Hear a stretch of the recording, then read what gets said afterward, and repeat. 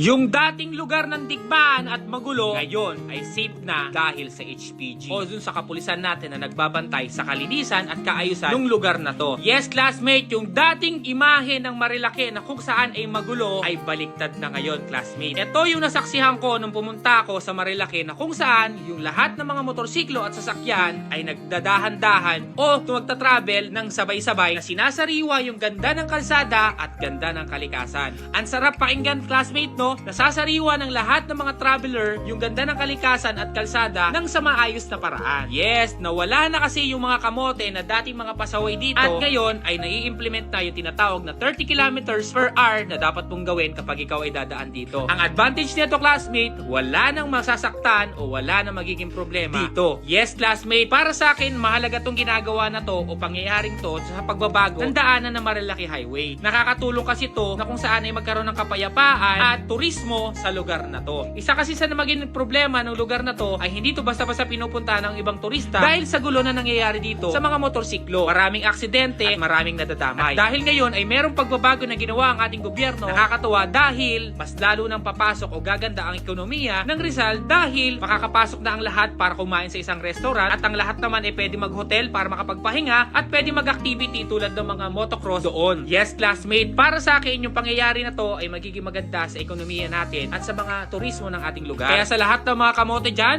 mag-ingat-ingat kayo dahil may mga HPG na lagi nakaabang dyan para sa inyong kaligtasan at para kayo ay sawiyin. Dahil ang Marilake ay hindi lugar para sa karerahan, ito ay lugar para sa pahingahan at daanan para makawala tayo sa mga problema natin sa Metro Manila. Magulo na nga yung bayan natin, bakit pa natin idadamay yung mga safe na lugar tulad ng Marilake? At sa mga kapulisan natin tulad ng mga HPG, LTO na nagbabantay sa ating mga highways, saludo po kami sa ginagawa ninyo at hoping ay masugpo natin yung mga ganitong ginagawa ng mga kabataan na kung saan ang kalsada ay ginagawang kalokohan o ginagawang masasama na naapektuhan yung iba. Kaya dyan sa lahat ng mga pro na kung saan ay maging maayos ang Marilake, baka pwede mong i-share to at para tamaan na yung mga kamote na nanggugulo sa lugar na yon at maparusahan sila, classmate, at ma-enjoy na natin yung ganda ng Rizal o ganda ng lugar na papupuntahan natin doon upang tayo ay mag-relax. Ang sarap pakinggan, classmate, no? Yung dating magulong lugar, sana mapayapang lugar na ngayon na pwede nang puntahan ng lahat nang walang pag-aalinlangan dahil wala ng kamote at meron na nagbabantay ng mga kapulisan sa atin. Lupit, no? Napakaganda.